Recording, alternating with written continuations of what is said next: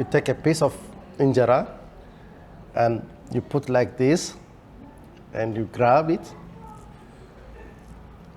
and feeding. You know this is Gursha, huh? Okay, like this. And also just Gursha, feeding another one, or your friend or your family.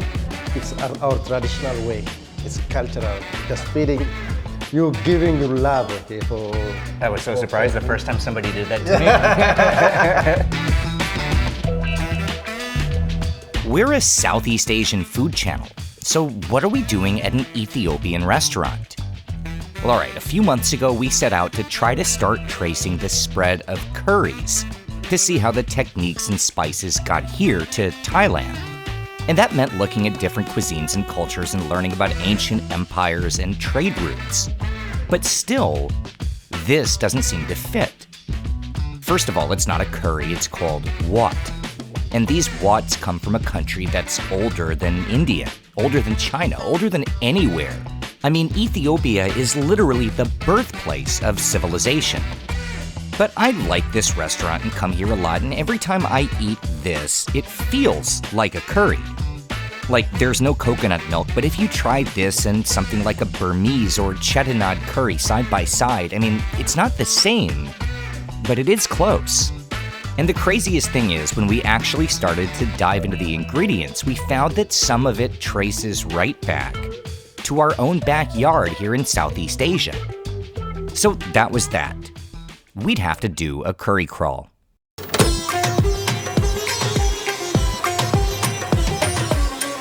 More than 5,000 years ago, somebody, probably in the Indus Valley, became the first person to grind spices into a paste or a powder and use it as the base of a stew. Since then, the technique has pinballed to almost every corner of the planet, and as ingredients spread across oceans and wars were fought over seasonings, an entire world of tastes and flavors began to take shape, with empires and regions and sometimes even villages developing their very own unique style of curry. We're going everywhere to learn as much as we can about how that puzzle fits together and what goes into making our favorite curries. So the main national Ethiopian or cultural food is Doro Wot. Just in Ethiopia, just you can find every household, especially when you call some guests or when you have Ethiopian cultural or traditional holidays. So our cultural or national Ethiopian food is Doro Wot. It's said that Doro Wot is so important to life in Ethiopia that as recently as the 1970s, before a man would get married, he'd make sure his wife knew how to cook the dish perfectly. It has an almost mystical tradition in the country, where it would be made each year in celebration of Easter, with a local chicken slaughtered at exactly 6 p.m. on the evening before the holiday, and then cleaved into exactly 12 pieces to represent the 12 disciples of Jesus. It's one of the great dishes anywhere, rich and savory with notes of so many different flavors and spices.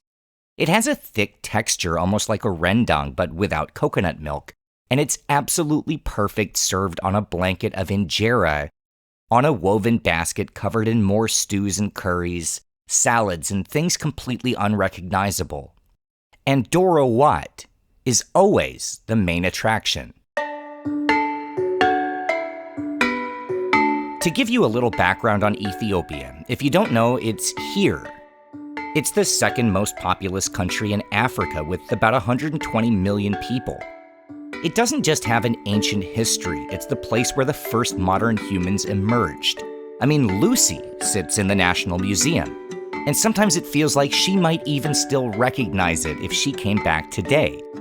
All right, that's an exaggeration, but not by that much. It is a place where some of the world's oldest structures still stand. A unique country that was never colonized, and somewhere even the language is a relic, descended from Phoenician and Aramaic. A trip to Ethiopia is to visit a place like nowhere else, somewhere old Soviet ladas still roam the few paved streets and where the air is filled with the smells of burning incense and coffee, and where people dance and chant at night, and somehow everybody is obsessed with foosball. It's the most confounding place I've ever been. One of the most beautiful and definitely the most challenging. And then there's the food. Ethiopian food is based around a fermented flatbread from the teff grain called injera. It's the national staple, and it's served either with wots or stews, raw meats and fresh dairy, or simply with more injera seasoned with berbere, the ubiquitous local spice blend. And most importantly, it's served with Doro Wot, a rich stew made with chicken and boiled egg in an aromatic gravy that feels like it must contain as many secrets as the country itself. So I guess we should start to cook.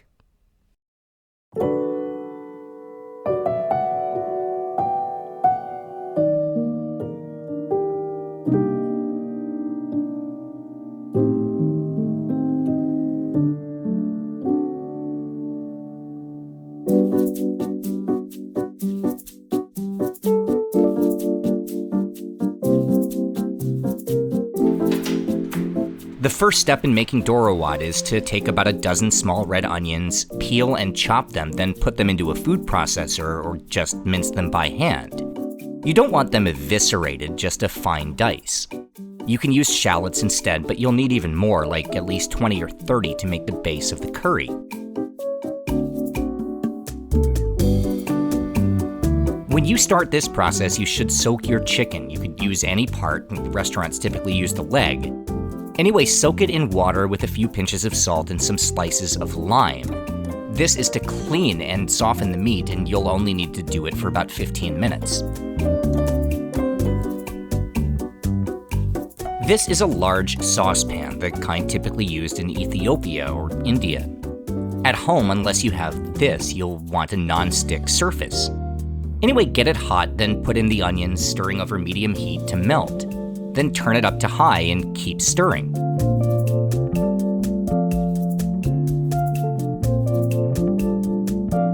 It's important to mention that a restaurant gas burner is probably more powerful than anything at home, so you'll most likely need to improvise the time and temperature. But at least here we can see what it should look like.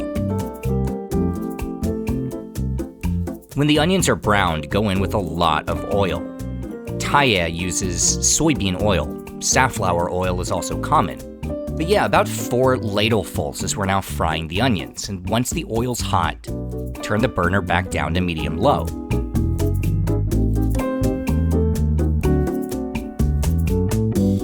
So while that's all cooking, rinse off your chicken and remove the skin. Then hold the chicken legs aside for a bit later. Keep cooking the onions in the oil for a total of about 15 minutes. Then it's time to add a few tablespoons of berbere, or Ethiopian spice mixture.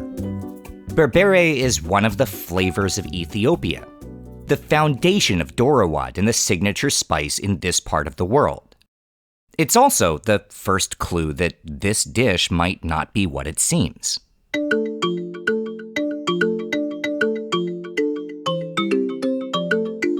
The 2 cooks in this restaurant come from Bahir Dar, a small city in Ethiopia's west on the banks of Lake Tana, where Daria and I spent a week. I mean, it was only supposed to be 3 days, but the country was in a gasoline crisis and the city ran out of fuel and we couldn't get anywhere else. You can't talk about Ethiopia without at least touching on the hardships.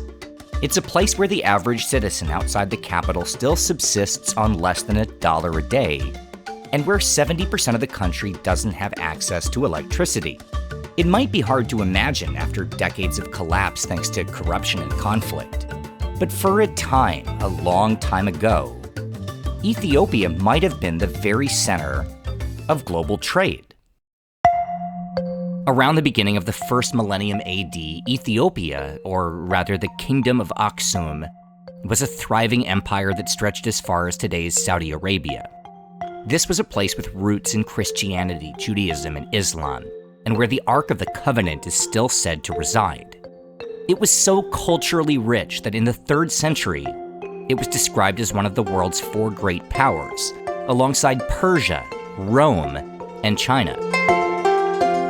And it also happened to control the mouth of the Red Sea. a body of water that would soon become the link between Europe and Asia. See, that was the time of the Silk Road, the vaunted network of trading posts stretching from China to Spain. And in the 5th century, advances in shipbuilding meant that it would become a network of trading ports, too. And none would be more important than the port of Aksum, where trading boats would enter coming from China by way of Southeast Asia and India, and continue up the Red Sea, or unload goods to pass by land to the west towards Morocco and Spain, or north to what's now Italy and France. The 5th century is also when we first find written references to something called Berbere. And while we don't know exactly what it included in those first years, today it's basically a greatest hits of the Silk Road. There's garlic and fenugreek, originally from the Middle East, cumin from Central Asia, cinnamon, black pepper, and long pepper from the Indian subcontinent, ginger, cloves, and nutmeg from right here in Southeast Asia, and coriander and korarima, or Ethiopian cardamom, which are endemic to the Horn of Africa. And the modern recipe would be completed somewhere around the 16th century, when the last 2 ingredients would arrive from the New World, allspice and, of course, chili peppers. Now, there are 2 things of note here. The first is the prevalence of ingredients from Sumatra, meaning the ancient spice trade from Southeast Asia impacted what would become local cuisine in Eastern Africa. But there's another thing too. If you list the recipe on screen, 8 of the primary ingredients are also found in another far more famous spice blend, or at least the standard commercial variation. And that is garam masala, the iconic taste of India. Now, Doro Wot is not a curry, it's a wat. I mean, it says that in the name. But in technique, there's a lot of similarity with the oldest Indian curries from the Indus Valley. There's this spice blend which closely resembles the famous garam masala, and while that might be coincidental given that those spices were valued everywhere around that time, there's another hint. And it's something that points definitively towards an Indian origin, or at least a heavy influence on Doro Wot.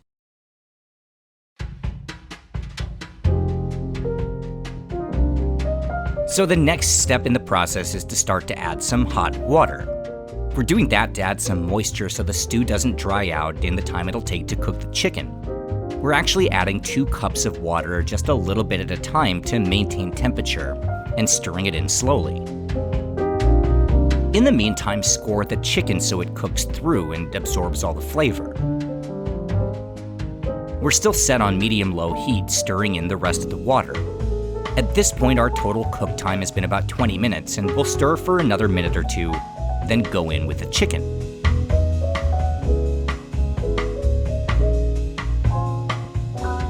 With the chicken now in the pot, cook at a simmer over medium heat, stirring frequently to keep the sauce from burning. Then turn the heat to low, and we'll add in a big spoonful of minced raw garlic.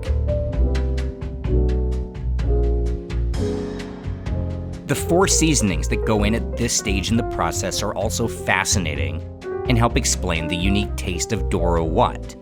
It's black pepper, ground rosemary, cardamom, and salt. So now it'll be about 10 more minutes for everything to simmer. Add another cup of water at this point in the process if it's already getting quite dark. And then, after the chicken is almost done, there's the telltale sign that we're on the right track talking about the connection to Indian curries, because this isn't just butter, it's ghee. Or more accurately, neeter kibe, which is clarified butter, made just like in the Indian subcontinent, but then seasoned with a list of spices not that different from what you'd find in Ethiopian Berbere. Between the ghee, the similarities to garam masala, and the cooking technique, it's hard not to consider that Doro Wot isn't just an Indian-inspired curry. It's basically what would happen when an ancient Indian curry had a millennia or so to evolve to fit the ingredients and tastes of Ethiopia. And we might even be able to trace when and how this all happened.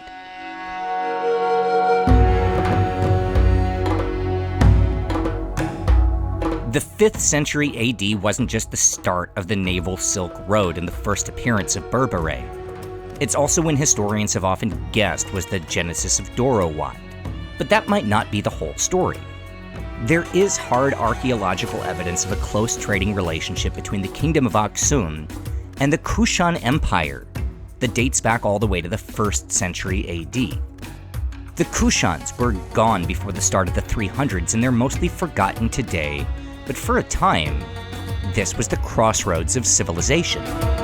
They wrote in Greek and practiced Buddhism and Zoroastrianism, and served as the trading post connecting China to ancient Rome. Theirs was an influential civilization with trading and cultural ties to the Aksumites. And the Kushan Empire, well, it just happened to include the territory in the Indus Valley where the category we call curry first originated. There is archaeological proof of Kushan presence on Ethiopian territory 2,000 years ago. And the Kushan Empire would have been home to the kind of curries that look a lot like this. Now, it's just speculation as we have no way to know for sure, but it's certainly possible then that the Ethiopians were using the Indus Valley technique to make stews even earlier than the days of the Silk Road and the arrival of spices from everywhere. In other words, Doro Wot probably didn't appear all at once, but evolved slowly from a stew of mostly local or endemic ingredients along with spices brought from India, to a dish that over time collected pieces and took on the form that we see today. You taste before the butter, right? Correct. So after the butter, just taste it. Be careful, it's hot. So this is with everything in it now. This is all the Everything is done, yeah. You feel it, right? That little bit of butter makes such a difference. Yeah, just 1.5 teaspoon. The last step in the process for completing the Doro Wot is to score and then add the hard-boiled eggs. By this point, the chicken's been cooking for about 15 minutes. Stir in the eggs, let it all simmer for about 5 more minutes, then cover the pot and give it another minute or 2 over low heat to cook together. And then it's done. And Ethiopian Doro Wot is ready for service.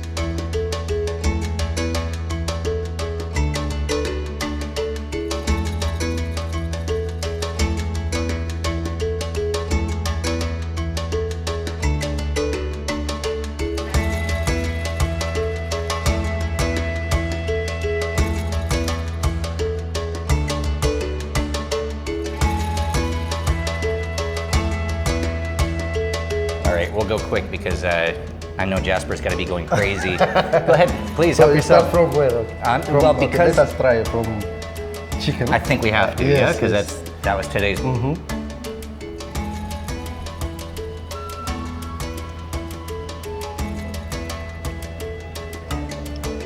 spicy. I mean, I can act surprised, but I know what this tastes like. I come here all the time.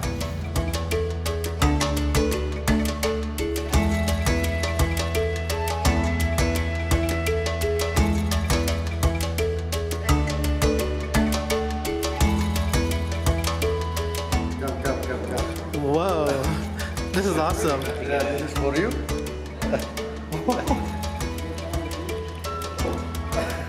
Wow.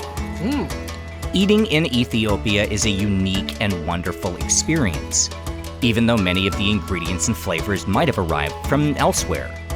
But there is one thing that's absolutely essential to Ethiopian culture, which is truly and unequivocally native, and that is coffee. An intrinsic part of life in the country, the backbone of socialization and the fuel to get through whatever a day might bring. In Ethiopia, you'll find coffee just like this literally everywhere. In cities, in the countryside, along desert roads and high in the mountains, usually for less than 10 cents a cup and served with beans roasted and ground right there, along with burning incense and a cup of roasted barley. Coffee might be the most famous export of Ethiopia, endemic to the region in the southwest known as Kaffa, where it first got its name. Drinking coffee in Ethiopia is just like eating Doro Wot. an experience meant to be shared among friends or family, an hours-long activity in which the company is the most important thing. Just like the country itself, it's entrancing and captivating, familiar yet completely all its own. A throwback to a time before Starbucks and cell phones, and above all else, just unbelievably delicious. And that is the story of Doro Wot, a close cousin of the oldest North Indian curries, with flavors added from Southeast Asia and traditions maintained since the days of the Silk Road. It's a living relic, a dish that today looks probably like it did about 500 years ago, down to the very last detail. And a dish that brings us one step closer to understanding the spread of what today we call curries, from that first genesis all those years ago to the global phenomenon we know today. Subscribe to the channel for more from OTR. Thank you so much to everyone who supports us on Patreon, and please find that link along with our social media listed below.